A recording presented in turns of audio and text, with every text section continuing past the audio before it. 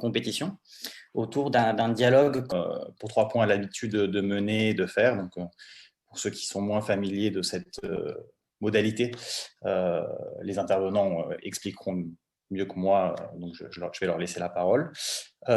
Juste pour que tout le monde puisse être OK avec ça, la séance va être enregistrée, mais diffusée seulement si tout le monde est d'accord. Donc, plutôt que de demander si tout le monde est d'accord, si vous avez le moindre inconvénient à l'issue de la réunion, le moindre obstacle au fait que ce soit diffusé, n'hésitez pas à m'envoyer un courriel ou à Colline. Je vais mettre mon adresse courriel de toute façon dans le chat. Et puis, si vous ne souhaitez pas que vos propos soient diffusés, n'hésitez surtout pas, on ne diffusera pas. On enregistre et on diffuse habituellement parce qu'il y a des gens qui ne peuvent pas être là le vendredi, notamment des intervenants qui sont dans leurs organismes, mais qui regardent quand même a posteriori ça comme une espèce de formation continue. Donc, voilà pourquoi on enregistre et on diffuse. Donc, Margot, Jérôme, je vais vous laisser la parole pour animer. Et puis voilà. Merci beaucoup, Brice, de cette introduction. Le temps file. J'aimerais quand même faire tout d'abord un tour d'écran. Si vous voulez juste vous présenter, dire votre nom, ce que vous faites. Puis après ça, Margot et moi, on va présenter les principes du dialogue. Et puis, nous nous lancerons dans l'exercice. Mais je vais commencer, vu que mon micro est déjà ouvert. Je m'appelle Jérôme, j'ai des responsabilités au niveau des programmes chez Pour 3 points, donc tout ce qui est conception de formation et facilitation de formation, amélioration continue aussi. Donc, c'est là où je me situe. J'ai un background en philosophie et en sciences politiques. Alors, voilà. Je cède la parole à qui veut bien se présenter. Je vais y aller. Oui, donc, Martin Sacreur, moi, je travaille en ce moment chez Sport Loisirs de l'île de Montréal. Beaucoup d'expérience, surtout dans le domaine de la promotion de l'activité physique, là, donc éducation physique et kinésiologie. Puis, c'est ça. C'est ça.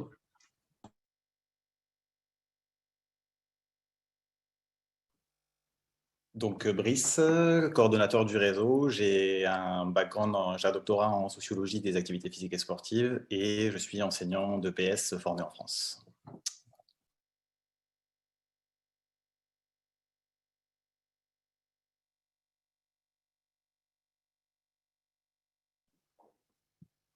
Qui c'est qui prend la parole? Bon, je vais y aller. Ouais. David, moi je suis coordonnateur pour le projet des Jeux de la rue. J'ai un background plus intervention et animation sportive.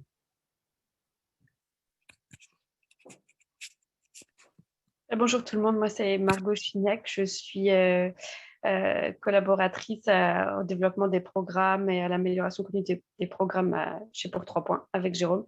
Je suis aussi conseillère en développement et j'ai une formation en psychologie clinique, sociale et sportive.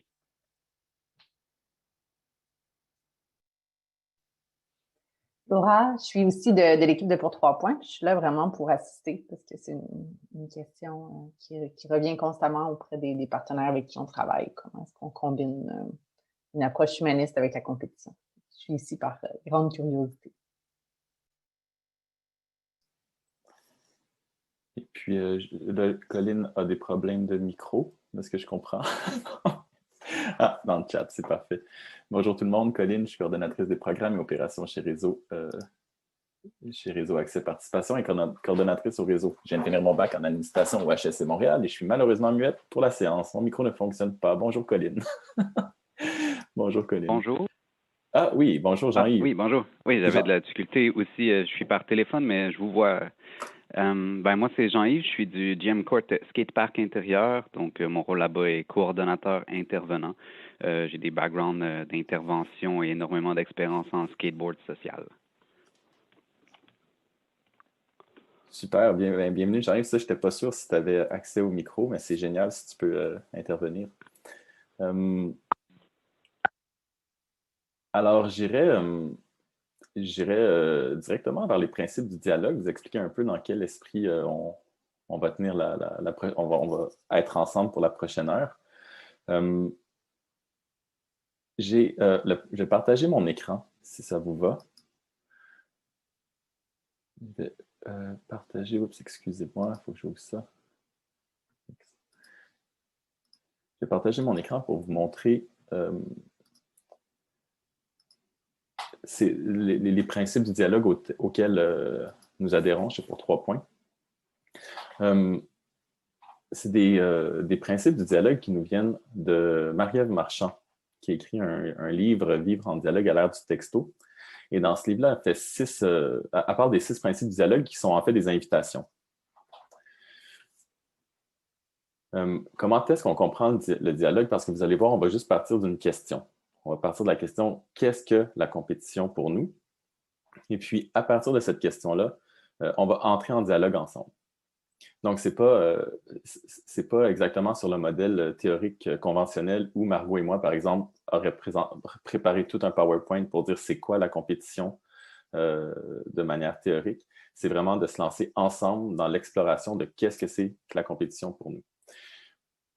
On a la croyance que ces 6 principes-là facilitent la bonne tenue du dialogue et favorisent en fait une expérience enrichissante, favorise une exploration en profondeur de qu'est-ce que ça veut dire pour nous, la compétition. Le premier principe, première invitation, c'est d'accepter d'être en lien. Ce que j'entends par là, c'est justement de faire une distinction assez nette entre débat et dialogue. Donc, l'idée, ce n'est pas de gagner, il n'y a pas de bonne ou de mauvaise intervention dans un dialogue, c'est plutôt d'accepter d'entrer dans une certaine zone de vulnérabilité pour parler de qu'est-ce qui nous habite autour de cette question-là, qu'est-ce qu'on pense, nous, en tant qu'individus, par rapport à cette question-là. Donc, c'est d'accueillir l'ambiance du groupe, accueillir les autres, accueillir ce que nous sommes aussi en tant qu'individus dans le dialogue. Ensuite, écouter jusqu'aux os. C'est une posture qui peut sembler simple, mais qui demande un certain courage. Écouter jusqu'aux os, certains défis. Ce qu'on entend par là, c'est d'être vraiment à l'écoute de ce que les autres disent et de ce que nous, on a envie de dire. Dans le fond, de s'écouter soi-même et d'écouter les autres. Ce que je mettrais comme par opposition à ça souvent, puis mon Dieu que c'est difficile de sortir de ça, pour moi du moins, de préparer sa réponse pendant que l'autre parle, par exemple. Ce qui serait moins une posture d'écouter jusqu'aux os. Donc, c'est vraiment de se laisser prendre par ce qui se passe en dedans puis ce qui se passe dans le groupe. Suspendre nos présuppositions, c'est aussi quelque chose qui n'est pas tout à fait évident. C'est de faire l'exercice de voir qu'on voit toujours la vie avec une certaine lunette, que ce soit de notre génétique, les lunettes des constructions sociales qu'on a dans nos têtes qui nous viennent d'une culture. C'est d'essayer de les voir pour... on ne peut pas s'en distancer complètement, on ne peut pas en faire abstraction, mais c'est de voir que ce sont des présuppositions aussi, puis de prendre cette distance-là pour justement créer de l'ouverture dans le dialogue. Questionner avec une curiosité chaleureuse, ce que je dirais là-dessus, c'est que c'est pas questionner pour piéger l'autre. C'est pas, par exemple, de poser une question pour le mettre mal à l'aise ou pour montrer ses propres contradictions nécessairement. C'est plutôt... une question chaleureuse, c'est une question qui va chercher à explorer davantage ce que l'autre personne veut dire, par exemple. C'est d'être curieux de où est-ce que le dialogue pourrait nous mener. Reconnaître le pouvoir de la parole et celui du silence, c'est de prendre le temps de voir vraiment ce qui nous habite pour prendre la parole, se poser simplement la question, est-ce que c'est au service du dialogue? Et puis, si oui, de reconnaître le pouvoir de cette parole-là quand on la dépose. J'aimerais aussi vraiment souligner le pouvoir du silence avec lequel je crois que nous sommes moins habitués de négocier dans la situation, dans la société actuelle, où les silences peuvent être source beaucoup de malaise, comme si ce n'était pas correct qu'il y ait des silences, mais dans un dialogue, il peut y avoir des silences. Ça arrive et puis c'est pas grave. En fait, ça peut même être des opportunités de faire le point, de voir, peut-être que je pourrais amener le dialogue à une autre place. C'est un moment qui peut servir d'introspection, à relancer le dialogue aussi. Donc, d'observer ça, d'observer ce que ça nous fait vivre aussi, le silence. Et finalement, le dernier principe, dernière invitation, co-créer un sens nouveau. C'est un peu l'Eldorado ou l'utopie du dialogue. C'est quand ça arrive à peu près toujours, mais des fois à différents degrés, mais c'est quand on arrive vraiment on suit les invitations, on accepte d'être en lien, on écoute jusqu'aux os, etc. Et puis on se rend compte que le dialogue nous amène dans des espaces qu'on n'avait pas réfléchis auparavant. Ensemble, en tant que groupe, on est en train de créer un sens nouveau autour de qu'est-ce que ça veut dire pour nous la compétition qu'on n'avait pas vu venir à l'avance. Alors, je cesse mon partage d'écran. Est-ce qu'il y a des questions à ce stade-ci sur les principes? Moi, j'en aurais, mais je pense que je les garderai pour après, savoir comment vous mettez en place ce type de principe-là avec les jeunes. Mais je pense que ça viendra après plutôt. Parfait. Mais on peut la garder en tête. Margot, est-ce que tu avais quelque chose à ajouter? Est-ce que ça va? Cool. Ce que je propose comme structure, parce que Margot et moi, quand on en discutait pour se préparer, ce qu'on aimerait proposer, c'est un 30 minutes de dialogue. Donc, on irait jusqu'à 11h45. Puis à 11h45, vraiment, même si on est dans quelque chose d'incroyable, ça fait partie aussi du dialogue de devoir y mettre une fin. Un dialogue pourrait être infini, évidemment. On va mettre une fin à 10h45. Et puis, ensuite, on va faire un retour sur l'expérience. Et puis, bon, peut-être que Brice, à ce moment-là aussi, ça serait le moment de revenir sur la question qui est en tête maintenant. Alors, comment est-ce qu'on va lancer ça? C'est que je vais dire go, tout simplement. Je vais dire go. Je rappelle la question, qu'est-ce que ça veut dire? C'est quoi la compétition pour nous? Et puis, quand c'est parti, la question appartient au groupe à partir de ce moment-là. Et puis, Margot et moi, on a des postures de participants-participantes.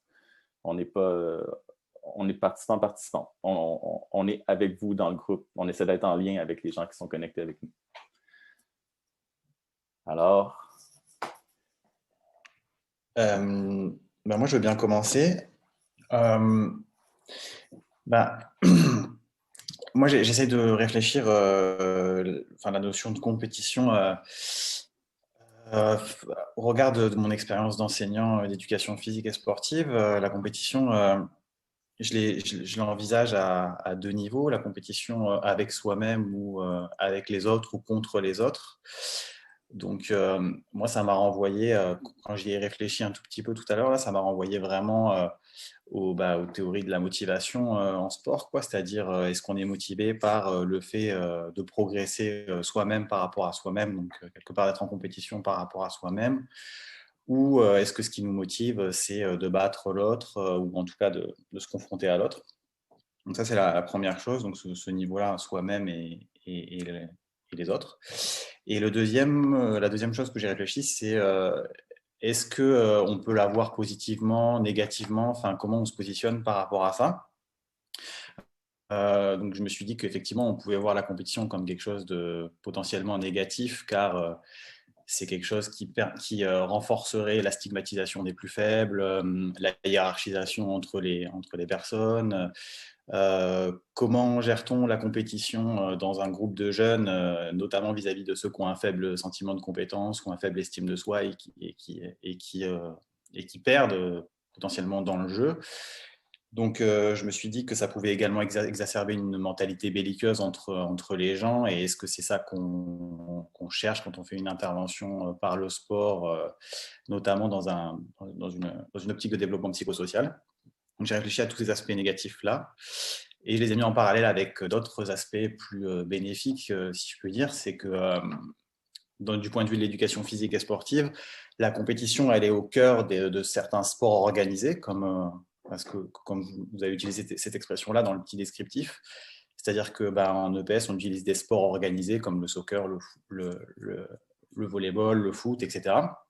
Et là, la compétition est confrontée les élèves au cœur même de ces activités-là, qui est la compétition. Ça me semblait important pour pouvoir les confronter à une espèce d'intelligence humaine en acte, qui est la compétition. Mais de ne pas oublier de pas oublier que l'espace ludo-moteur, l'espace des jeux ludiques, il se cantonne pas que au sport organisé, mais qu'on a tout un panel de jeux traditionnels, ludiques, etc., qui ne mettent pas au cœur de leur essence la compétition et qui sont aussi potentiellement utilisés pour une éducation complète. Voilà à peu près à quoi ça m'a fait penser, moi, la notion de compétition.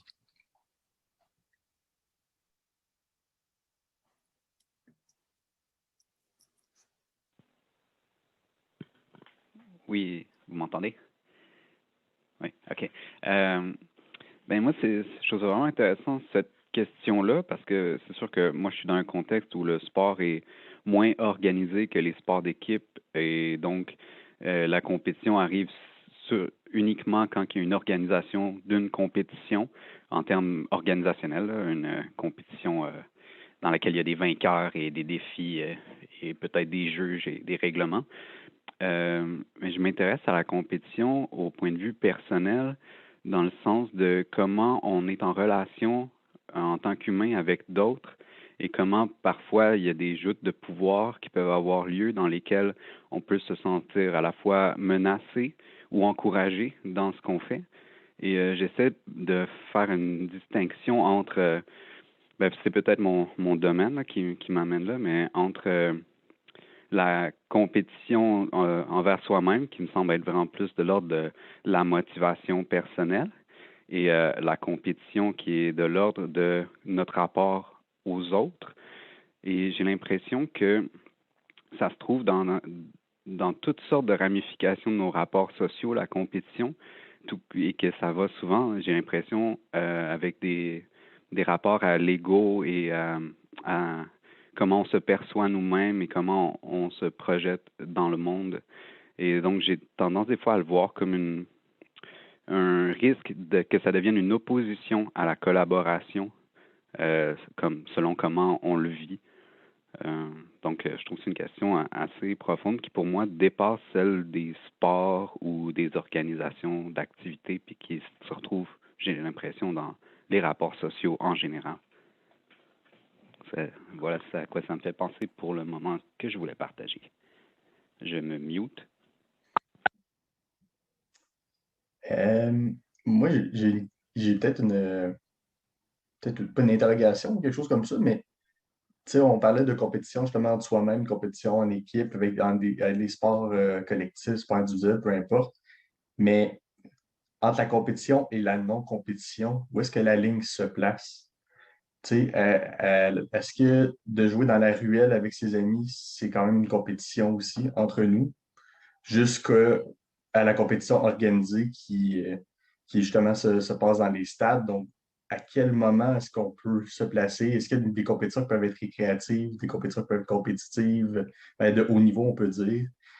Donc, là, si on parle vraiment de la sémantique du mot, là, la définition du mot, où est-ce qu'on peut mettre une limite un peu à certains, des fois certains bienfaits, des fois le côté dont Brice, tu parlais, le côté stigmatisation aussi, là, de jusqu'où est-ce que ça peut aller. Donc, je lance juste cette notion-là aussi parce qu'il y a des compétitions qui peuvent être très saines, il y a des compétitions qui peut-être justement peuvent être moins pour certains individus, certains peuvent l'être. Tu as des individus également qui adorent se challenger entre eux et d'autres qui veulent juste être là pour le fun, pour le plaisir. Donc, voilà, je lance ça. Même. Drôle, Martin, ta question me fait sourire parce que ça me fait réaliser que compétition, c'est peut-être comme une posture ou quelque chose, parce que moi, je peux être vraiment compétitive dans ma ruelle. Donc, avec un panier de basket tout pété. Tu sais, c'est comme si ça kick-in, tu sais, c'est comme s'il y avait quelque chose de primal, tu sais, au-delà de comme la réflexion, comme est-ce que c'est organisé ou est-ce qu'il y a un arbitre ou quelque chose. Puis ça me fait penser aussi à Jean-Yves, quand tu parlais des rapports sociaux, tu sais, la démocratie, c'est une compétition, dans le sens qu'il y a des élections, il y a des gagnants, des perdants, puis de permettre à des jeunes d'apprendre à gagner puis à perdre, ça leur apprend aussi à fonctionner dans ce système-là plus grand qu'on s'est doté comme société pour fonctionner. Tu sais. Puis je me demande comment tout ça peut fonctionner avec toutes les questions qui ont été élevées, là, tu sais, d'ego, de création d'adversaires et tout.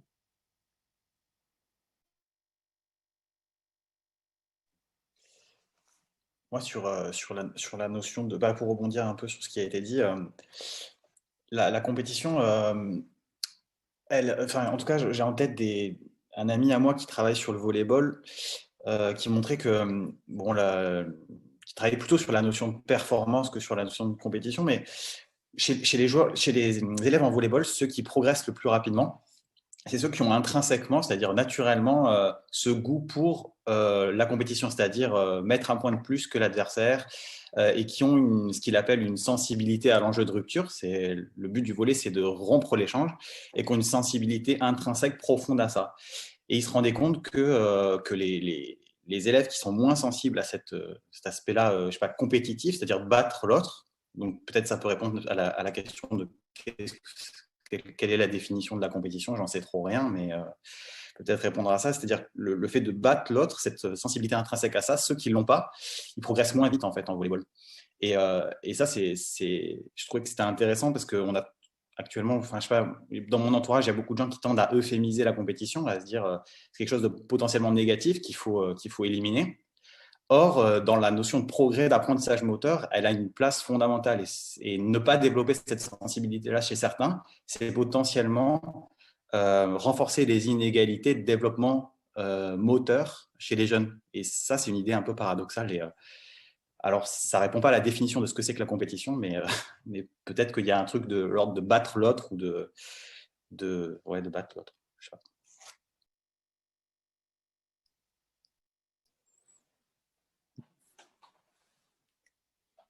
Il y a plusieurs choses qui ont été dites. Ce qui me vient aussi dans la question qu'est-ce que la compétition pour nous? Comme si je sens, du moins ça se passe en moi, j'ai comme le goût de trouver une définition de la compétition qui est au service de la justice sociale, une définition, une approche de la compétition qui est capable d'intégrer aussi du plaisir, même qui est peut-être intrinsèquement lié au plaisir. Puis c'est comme un peu contre-intuitif par rapport à d'autres approches de la compétition malsaine qui existent, par exemple, dans la compétition du marché capitaliste, qui est un peu qui pourrait être décrite comme quelque chose de plutôt une compétition malsaine, à mon sens. Fait que c'est comme une nouvelle perspective sur la compétition pour y trouver un sens émancipateur avec tous les paradoxes et les défis que ça soulève presque intuitivement dans mon cerveau. Oui, je trouve ça intéressant ce que tu as nommé, Jérôme. Je vois aussi des liens, j'ai l'impression, entre le fonctionnement d'une société capitaliste et la généralisation d'un sentiment d'être en compétition ou de devoir faire des preuves ou de devoir surpasser quelque chose pour avoir une position meilleure que peu importe ce qui nous semble mauvais. Et je trouve que je questionne au fond, oui, je pense qu'il peut y avoir il y a des qualités aux compétitions, j'ai l'impression, on peut avoir du plaisir, se donner des défis. Et j'essaie de penser, parce que j'ai l'impression qu'on a grandi dans ce monde-là et qu'il est comme ça, et que là, on a appris à se conformer à ça et à performer là-dedans, dans un système qui est compétitif ou qui est capitaliste, ou les deux en même temps. Et que finalement, si on pense dans pour reprendre un des termes qui est à l'origine du réseau, la transformation sociale, est-ce que ce serait pas intéressant d'essayer de penser à un développement humain en dehors de ces paradigmes-là, d'essayer de créer une construction de l'individualité en dehors d'une comparaison? Je veux dire, on peut remarquer que des gens sont meilleurs que nous à quelque chose, mais dans beaucoup de milieux, c'est tellement nuancé et ça veut dire tellement de choses autres que l'objectif d'une compétition organisée elle-même ou d'une victoire ou de faire plus de buts qu'un autre joueur ou une autre équipe. Moi, dans le skateboard, ce que j'observe, c'est que c'est un sport individuel et pourtant, il y a énormément de gens qui vont arriver au skatepark avec une attitude compétitive où ils vont pas vouloir entrer nécessairement tout de suite en lien avec les autres. Ils vont vouloir faire leurs choses. Ils vont même parfois, sans le nommer, essayer de faire la même chose que quelqu'un d'autre, mais mieux, comme s'ils essayaient de prouver quelque chose. Et pourtant, le sport, ne pas demander ça à personne. C'est quelque chose qu'on met en place nous-mêmes. Et j'ai l'impression que ça doit venir de quelque part. Et je le questionne, étant donné que, étant moi-même un participant, quelqu'un qui pratique le skate depuis 28 ans, je constate que il existe des postures en dehors de la compétition qui favorisent le développement collectif par la reconnaissance de ce que quelqu'un vit et que quelqu'un essaie, donc de se surpasser soi-même me semble beaucoup plus universel que de surpasser quelque chose d'extérieur à nous puis de se valoriser à travers ça. C'était mon commentaire.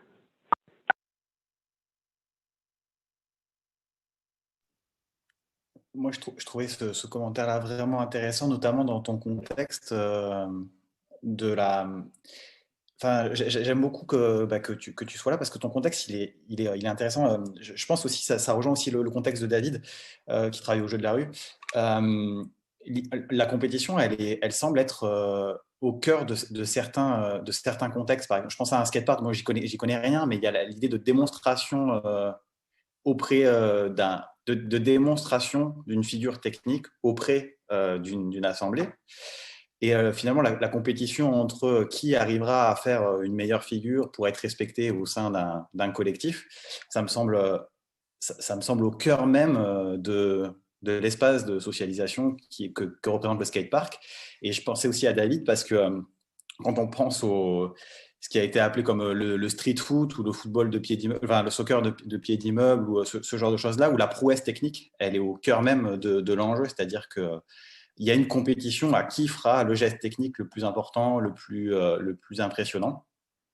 Et c'est ça qui crée le jeu, en fait. C'est la compétition là-dedans. Donc, dans les deux contextes, je trouve que c'est des contextes qui se prêtent particulièrement à l'exacerbation d'une espèce de compétition et qui crée la socialisation entre les gens, en fait. Et je trouve que c'est des contextes qui sont intéressants pour penser à la compétition.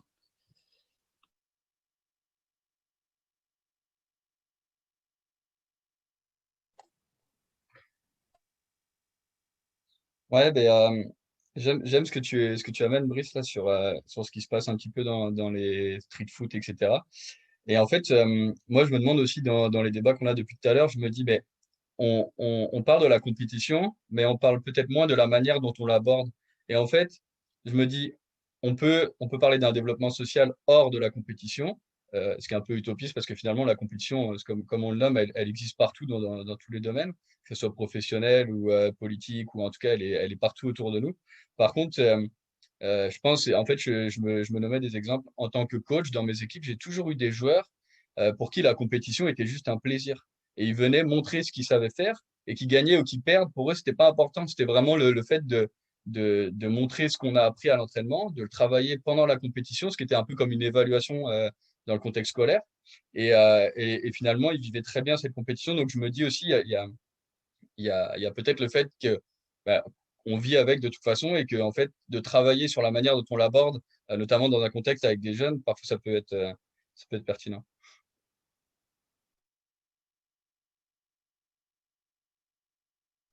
Ouais, je trouve ça super intéressant sur le fait de comment on aborde, comment on se prépare. Parce que moi, j'ai l'impression aussi que quel que soit le type de compétition, ça reste quand même la majorité du temps une opportunité pour s'auto-observer et puis pour, euh, pour un peu développer ses capacités d'autorégulation, que ce soit de manière individuelle ou collective. Euh, et de s'observer là-dedans, dans ces contextes-là. Mais je pense que ça nécessite effectivement qu'il y ait en amont comme une espèce de préparation, comment on se prépare, c'est quoi, comment on se projette. Euh, et puis ça, j'imagine que...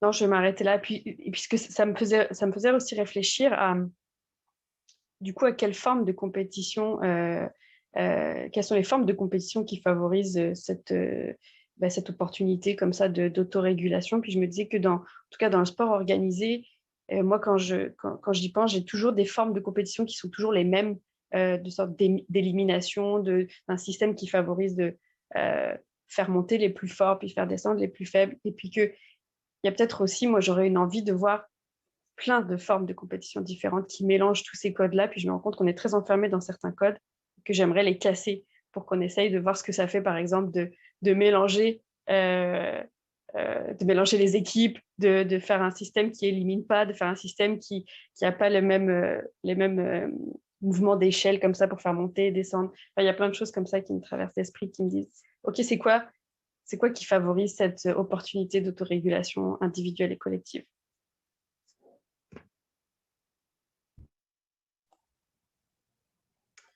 Ouais, moi je trouve ça super intéressant, le côté que, bon, on dit toujours, on commence toujours à dire que c'est super intéressant, mais ça l'est pour de vrai.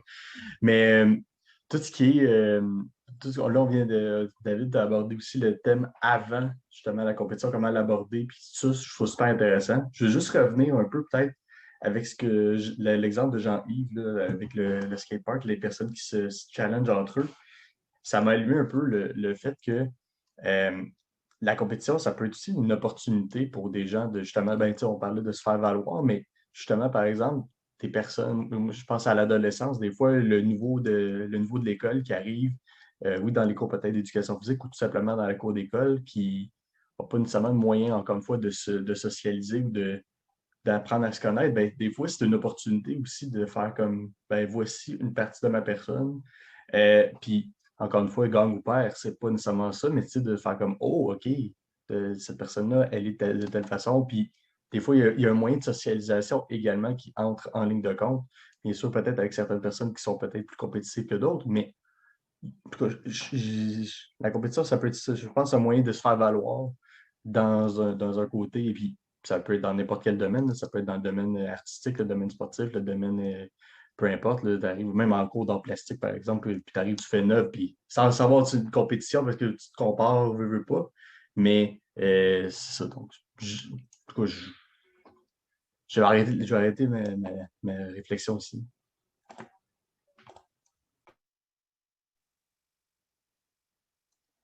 Euh, un des flashs que j'ai aussi, tu sais, qui émane de ce que tout le monde a dit, c'est que tu sais, la compétition, comment qu'elle est amenée, souvent, c'est sous forme de grands événements, tu sais. Puis ça, il y a comme une façon de connecter, tu sais, je pense aux Jeux de la rue qui créent des événements, les Jeux de Montréal, mais les Jeux du Québec aussi, tu sais. Puis je fais juste penser à la présidente de Sport Québec, tu sais, elle dit que maintenant, quand elle se présente, elle souligne genre qu'elle était aux Jeux du Québec 91 ou je sais pas quoi. Puis, tu sais, moi, j'étais comme tout de suite, hey, 94! Tu sais, c'est comme si il y a comme quelque chose de plus grand que nous qui nous permet de connecter, parce que c'est comme si on allait tous ensemble vivre quelque chose d'intense.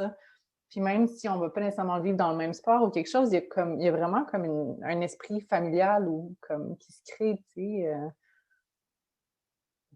Ouais. Quand c'est bien fait. Ouais. Ouais, je rebondis sur ce que tu viens de dire, Laura. Je partage aussi ça. Moi, je m'inscrivais beaucoup dans une pédagogie qui s'appelle la Sport Education, qui a été mise en place aux États-Unis, là, où l'idée c'était d'organiser des cours d'éducation physique comme une saison sportive, où on gardait les mêmes groupes tout au long de la saison, que ce soit en danse, en n'importe quelle activité. Et à la fin, tout apprentissage était finalisé par un événement culminant, ils appellent ça comme ça, de manière à ce que se construise une forme de communauté de pratique favorable au développement de compétences sociales, donc demander, recevoir de l'aide, être un tuteur pour quelqu'un d'autre, etc., dans l'objectif de cet événement final culminant qui est souvent une compétition inter-collège, à établissement. Et donc finalement, la compétition finale à grande échelle, quoi, elle permet de créer de développer des compétences psychosociales tout au long de la saison. Mais moi, j'étais confronté à un problème, c'est je ne suis pas capable en tant qu'intervenant, parce que je pense pas j'ai pas une expérience, j'ai pas 30 ans d'expérience, j'arrive pas à anticiper le moment où la compétition va du côté négatif. J'arrive toujours après, en fait. C'est quand il y a une bagarre ou quand il y a un mot de trop que je régule, mais j'ai du mal à anticiper le moment parfait où il faudrait intervenir pour que la compétition reste saine et qu'elle parte pas en comportement non désiré. Alors, j'interviens après, c'est pas toujours négatif parce qu'on peut revenir sur ce qui s'est mal passé, mais en tant qu'intervenant, j'ai pas la sensibilité à comprendre quand est-ce que ça bascule en fait. Et comme il y a beaucoup d'intervenants ici, je voulais savoir si vous êtes confronté à ce problème-là, si vous avez déjà réfléchi à ça et si vous avez des moyens pour y penser, je sais pas.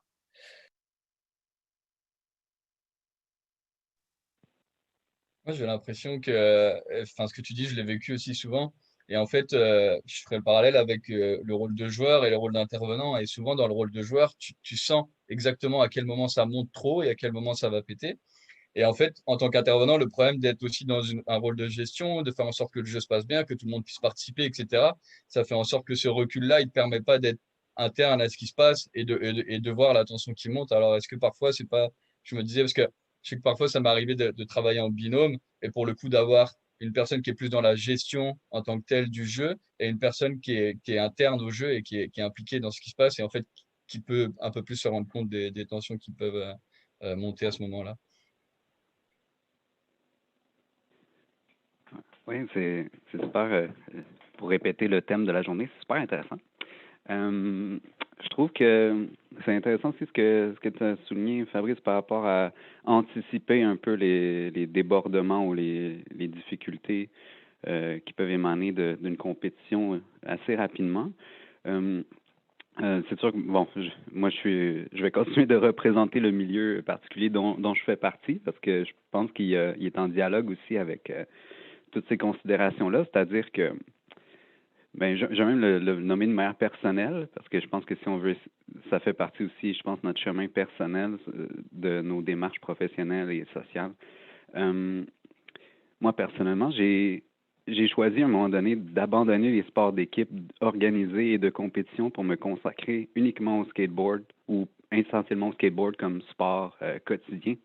Et ce qui m'a amené là et ce qui amène, j'ai l'impression, ce que j'ai cru comprendre avec les gens avec qui j'en parle, souvent on arrive à cette conclusion-là, c'est peut-être certaines personnalités, certains types d'individus, où on n'aime pas la tension qui existe dans les sports d'équipe, où on a l'impression d'être comme à la merci d'un grand remous d'émotions et de pouvoir extérieur, et qu'à un moment donné, moi en tout cas, j'ai dû faire le choix de me dire que j'avais beaucoup plus de plaisir, que j'étais beaucoup moins confronté justement à des tensions qui amenaient des postures inconfortables sur des enjeux qui, en bout de ligne, dont je me suis dissocié, qui étaient est-ce que notre équipe va gagner?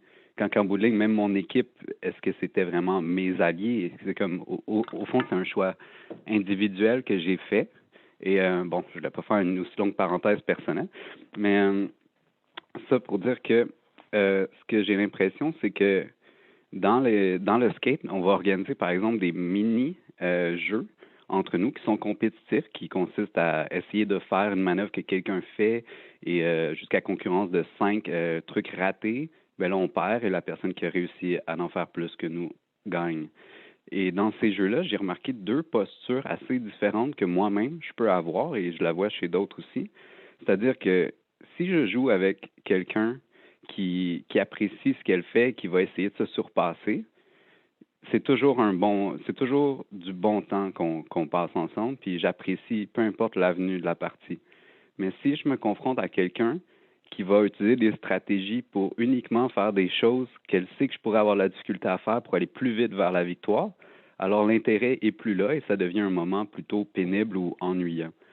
Et j'ai l'impression que la qualité humaine de vouloir à la fois accompagner l'autre dans sa réussite et soi-même dans sa propre réussite est un peu le gage de si le moment qu'on a passé ensemble est bon ou non. Et j'ai l'impression que c'est quand même plus facile à gérer entre amis à deux de manière non organisée que lorsqu'il y a une institution ou quelque chose de plus grand autour avec beaucoup plus de joueurs ou d'éléments à considérer. Donc, voilà, je me mute.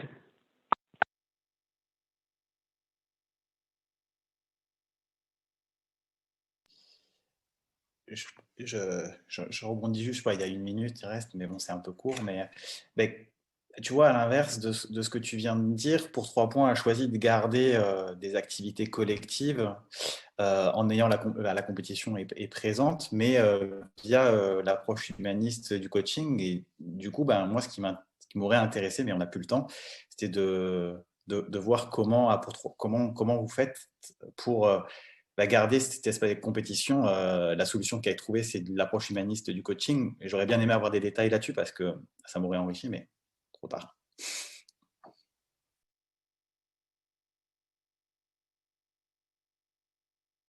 J'apporterai juste un petit truc par rapport à. J'ai pris des notes là-dessus.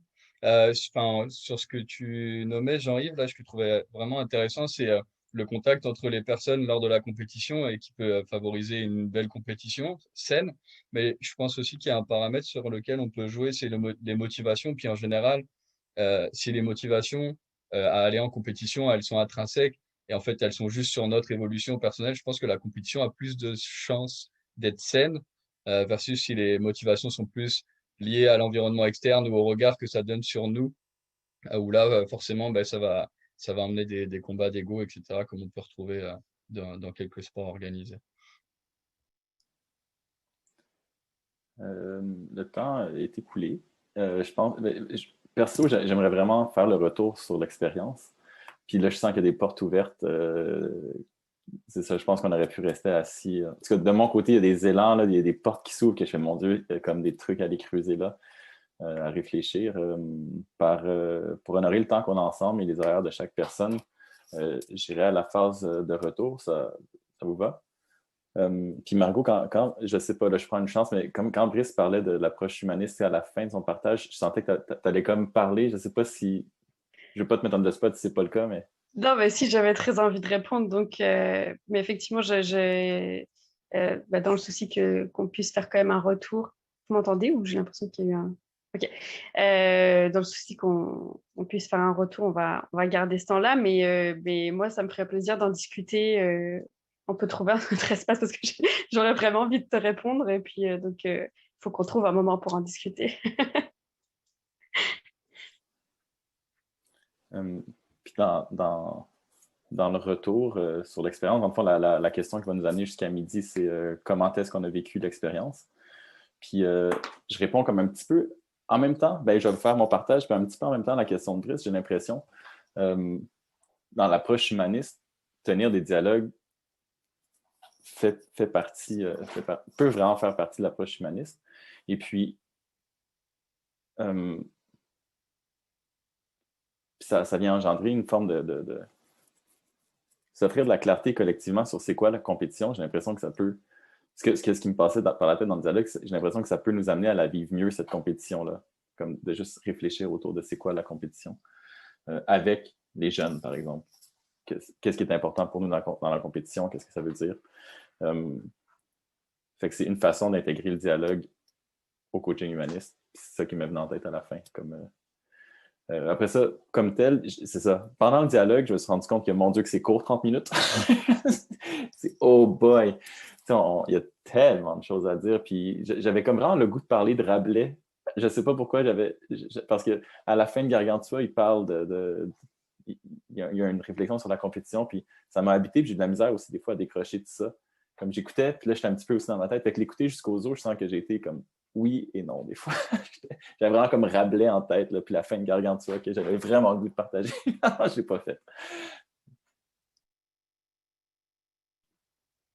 Moi, sur le retour sur l'expérience, donc, moi, j'aime beaucoup cette démarche-là du dialogue et je trouve effectivement que c'est vraiment très enrichissant d'avoir le point de vue de tout le monde. Il y a plein de choses auxquelles je n'avais pas pensé a priori sur la notion de compétition en vous écoutant. Moi, j'ai des difficultés, pareil que toi, sur l'inertie en fait, de ma réponse. C'est-à-dire que Jean-Yves parle du skate et en fait, c'est que 2 interventions plus tard que j'ai enfin capté ce qu'il voulait dire et que je vais en parler, mais c'est trop tard. Donc, c'est sur le degré d'inertie de ma compréhension que j'ai vraiment du mal à rebondir sur ce qui vient d'être dit et d'être finalement attentif à celui qui parle au moment où il parle. Ça, c'est ma première difficulté. La deuxième, c'est de mettre en place ça avec les jeunes. Donc, moi, j'ai travaillé en maison de jeunes aussi. J'ai essayé. Et alors, je pense que j'ai trop peur ou je suis trop frileux de le faire, mais j'ai essayé. Et j'ai peur pour mon estime de moi, j'ai peur que les jeunes me prennent pour un débile, j'ai peur qu'ils me prennent pour quelqu'un complètement allumé. J'ai essayé et ils ne voulaient pas participer, ça ne relançait pas et j'avais très très peur des silences. Et donc moi, c'est là-dessus que j'y arrive pas en fait. C'est que j'ai trop peur des silences et de passer pour un illuminé à proposer ça aux jeunes. Et c'est pour ça que je suis vraiment intéressé par l'approche parce qu'il y a des intervenants qui y arrivent et comment on fait, c'est la question à la con, mais voilà, c'est ça que je ressens, c'est ces 2 points-là qui sont particuliers pour moi.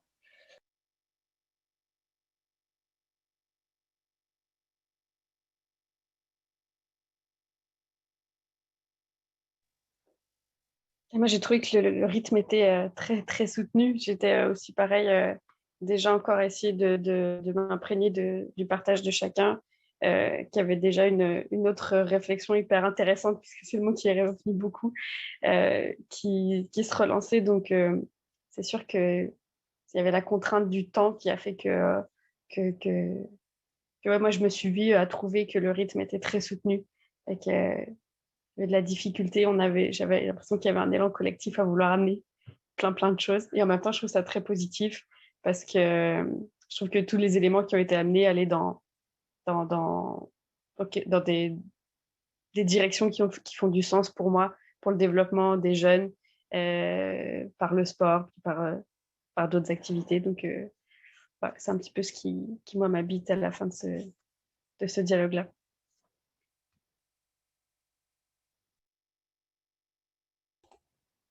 Ouais, j'ai l'impression qu'on a pu partir une thèse, là. C'est vraiment le début de quelque chose, mais c'était c'est vraiment c'est vraiment le début, là. Une demi-heure, je pense qu'on a pu continuer quand même assez longtemps, justement avec les différents élans qu'on avait, là. Il y a des choses qui nous allument, puis des fois ça avait plus ou moins rapport, là. Tu sais, moi, personnellement, justement, dans une intervention, il y avait l'intervention, par exemple, justement, de David qui avait amorcé quelque chose ben, comment aborder la compétition auparavant, mais il y avait autre chose qui était venu juste avant que je voulais discuter, que je voulais lancer, mais je ne voulais pas faire les deux en même temps non plus pour ne pas prendre toute l'attention. Puis encore une fois, on l'a également mentionné aussi, des fois, de dire ben, on n'est pas porteur de vérité non plus, donc je ne vais pas nécessairement comme prendre toute la place, je veux pas. Puis bon, en même temps, est-ce que j'ai raison, est-ce que j'ai pas raison, est-ce que c'est appuyé? En tout cas, moi, j'ai toujours cette réflexion-là de je veux pas lancer des trucs qui ne sont pas vrais non plus, qui sont peut-être pas appuyés par des faits ou qui sont peut-être juste dans ma perception, dans ma tête. En tout cas, c'est peut-être un côté pragmatique de ma part, de mon côté, mais il y a aussi une certaine peur, des fois, justement, d'interagir, mais j'ai trouvé quand même intéressant de pouvoir quand même se lancer dans cette forme de dialogue-là. Surtout ces temps-ci, par exemple, parce que là, on est beaucoup dans par exemple, il y a beaucoup de conférences. Quand on veut poser une question, par exemple, dans une conférence, ben, on n'a pas nécessairement, justement, on n'a pas encore le goût de se lancer parce que justement, on a peur d'avoir l'air un peu fou devant tout le monde. En tout cas, ça n'a pas tout enlevé, cette discussion-là, mais je trouve que ça enlève des barrières déjà. Là, donc, je trouve ça très intéressant, cette manière-là. Donc, Bah, ouais, bah justement, moi, ça me fait penser que c'est difficile pour des jeunes. Enfin, moi, je me pose vraiment la question de comment on met en place ça avec des jeunes. Parce que regarde, par exemple, moi, là, bah, je rebondis sur ta dernière phrase, c'est qu'on a du mal à parler, on a du mal, alors même qu'on est entre adultes professionnels. Moi, quand je prends la parole, je tremble, je transpire un peu, je suis stressé face à vous. Comment, comment mes jeunes peuvent réussir à rentrer dans un dialogue, alors même que je sais que ce serait positif pour eux? Quels sont les moyens? Et ça, franchement, alors même que moi, j'ai peur face à vous, alors qu'on est en petit comité entre professionnels, comment le mettre en place avec les jeunes? Franchement, c'est une question que je me pose, que je trouve vraiment difficile, quoi, pour eux. Je me permets de. C'est vrai que le rythme est soutenu. Je me rends compte que je réponds tout de suite, sans même laisser de. Mais juste, ça m'aide, genre, Martin puis Brice, de vous vulnérabiliser un petit peu comme ça, de dire comme c'est difficile pour moi de prendre la parole dans le groupe.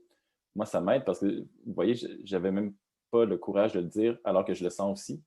Fait de vous entendre le dire, je suis comme, OK, tu sais, c'est ça, c'est un exercice auquel je me prête et que ça demande une forme de courage. Fait que je trouve ça cool que vous nommiez ça.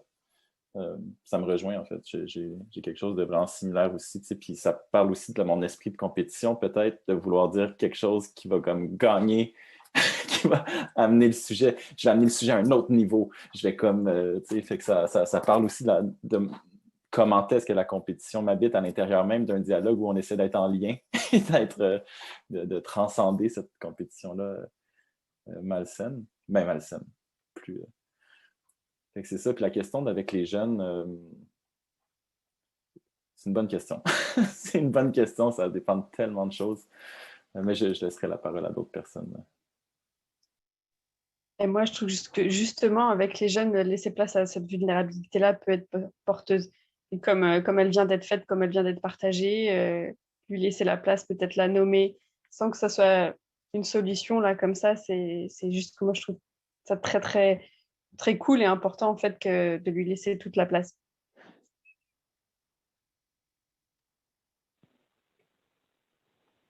Oui, c'est vraiment beau cette conclusion-là qui se développe dans ce que vous êtes en train de dire, tout le monde. Je trouve en effet que il y a quelque chose de vraiment intéressant là. C'est quasiment une mise en abîme de notre sujet de conversation, là, d'être en train de vivre la limite du dialogue, de la vulnérabilité, de peut-être nos égos, de qu'est-ce qu'on aimerait faire ou être dans le monde. Puis je pense que c'est super intéressant aussi de se questionner personnellement sur notre propre cheminement, autant que sur notre développement professionnel ou sur ce qu'on aimerait mettre dans le monde.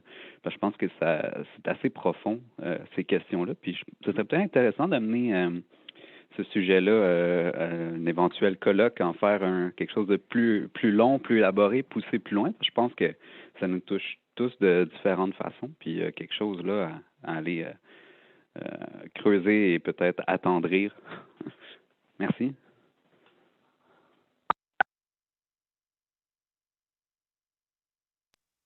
Moi, j'aime vraiment le lien qu'on est en train de faire entre la compétition, le sujet qu'on a traité et ce qu'on vit à l'intérieur de ce Zoom-là. Parce que c'est vrai que je ne sais pas si je trouverais les mots pour expliquer pourquoi et comment, mais en tout cas, ce qui est sûr, c'est que moi, je vous rejoins aussi sur la prise de parole.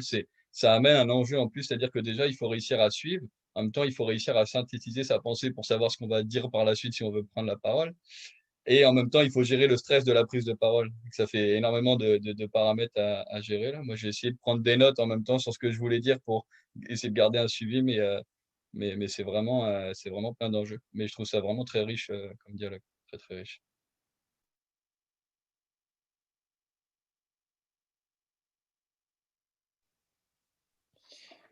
Ouais, je pense qu'il y a une des voies, en tout cas, que moi j'avais un petit peu lu, etc. C'est le fait de, en tant qu'intervenant, de nommer ce qu'on vit au moment où on le vit. Euh, c'est sûr que c'est des choses qu'on peut mettre en place avec les jeunes qui, paradoxalement, enfin, moi j'ai toujours pensé que ça nuisait à mon autorité de compétence de nommer ma vulnérabilité, mais en fait, c'est l'inverse qui se passe. C'est que finalement, les jeunes sont reconnaissants de pouvoir se rendre compte de ce qui se joue au moment où ça se joue, et qu'en fait, ça renforce l'autorité de compétence, ça. Et c'est paradoxal, mais enfin, moi, je ne l'ai pas suffisamment encore exploré avec eux, mais en tout cas, c'est un axe vers lequel j'essaye de travailler. Donc, j'arrive pas forcément parce qu'il y a des émotions qui sont en jeu, puis que c'est hyper dur, je trouve. Mais en tout cas, les enseignants experts ou les intervenants experts, je pense à Luc Paralavecchio. Luc, il met en jeu sa vulnérabilité. Enfin, je l'ai déjà vu en intervention. Il dit ce qu'il sent au moment où ça passe. Et paradoxalement, il en devient extrêmement charismatique. Et les jeunes l'écoutent énormément après. Et ça, moi, je sens que je suis encore entre deux et tout, ce qui fait que les jeunes, ils sentent que je suis pas confiant, que j'assume pas mes émotions. Et donc, c'est effectivement une voie que vous avez nommée, peut-être d'intervention, qui me semble intéressante. Et puis, ouais, effectivement, je ressens aussi la compétition dans le dialogue, c'est-à-dire à sortir une idée qui soit toujours un peu mieux, etc. Moi aussi, je l'ai vécu pendant le truc. Et aussi, je partage ça aussi, qu'il y a une compétition à l'idée, en fait. Euh, ouais.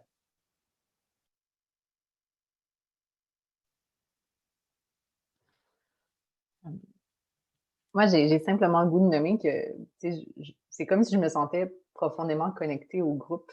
C'est comme si j'ai l'impression que tout le monde est comme amené un peu le meilleur de lui-même ou d'elle-même. Puis ouais, c'est ça, je suis super reconnaissante. Puis c'est drôle parce que c'est pas comme si on était un groupe qui était formé depuis longtemps. Je trouve ça quand même beau. Puis c'est comme si on avait vécu des grands mouvements ensemble. Fait que ouais, je pense que je sors un peu habitée par ces vagues-là. Il est midi. Si quelqu'un a comme quelque chose de brûlant à dire peut-être, ou sinon... merci. Cool. Ben, juste en finissant, j'ai le goût d'honorer ton questionnement, Brice, aussi, là, de comment est-ce que ça peut, de peut-être creuser ça, de rester en lien, puis voir comment est-ce qu'on peut donner suite à ce questionnement-là, puis y réfléchir ensemble. Je trouve ça important, fait que je me mets une note là, pour se relancer de notre côté, puis te relancer, puis avec les personnes qui en ont envie. Mais donner une suite à ça. Puis sinon, merci. Merci beaucoup, beaucoup de vous être prêté au jeu, d'avoir fait ça avec nous. C'est un plaisir, là, un grand plaisir. Ouais, Margot, si tu voulais dire un mot, je ne sais pas. Non, c'est bon. Moi aussi, je vous remercie à tous. Moi, j'aime vraiment beaucoup quand on fait ce genre de dialogue-là, aussi mené par des gens pour 3 points qui ont l'habitude de le faire. Donc, c'est vraiment bien d'avoir des gens qui mènent, qui donnent un cadre et qui ont l'habitude de le mener. Donc, merci beaucoup à tous les deux, à tous les 3 avec Laura, d'avoir été là pour mener ça. Je trouve ça vraiment, vraiment intéressant. On avait pour idée, pour le colloque de mai, de faire une table ronde un peu sous cette forme-là, avec Fabrice, en tout cas menée par Pour 3 points. Donc, on va voir comment ça va s'organiser, mais ce serait intéressant de le faire sur du plus long, avec un peu plus de personnes, ou en tout cas sous forme de table ronde. Donc, on va essayer d'y penser. Et sinon, je sais pas si vous avez des écrits ou des références sur le dialogue que je pourrais partager quand on va. En tout cas, n'hésitez pas à envoyer par courriel si vous avez des références un peu importantes et qui nous permettra de les diffuser à tout le monde pour ceux qui sont intéressés. En tout cas, moi, ça m'intéresse beaucoup. Donc, si vous avez ça, je serais intéressé. Laura répond exactement à ce que je viens de dire. Pour répondre à Nicolas, oui, l'enregistrement est enregistré. On va le diffuser sur le site du réseau dans l'onglet événements. Tu retrouveras ça. On rediffuse tout ça. Il ne me reste plus qu'à vous remercier, vous souhaiter une bonne journée. Vraiment, infiniment, c'était vraiment cool. Merci beaucoup. Merci vraiment. Puis, pour ceux qui sont intéressés, dans 2 semaines, on discutera de l'éducation en nature avec Geneviève Bergeron. Voilà, merci à tous. Merci beaucoup. Bye.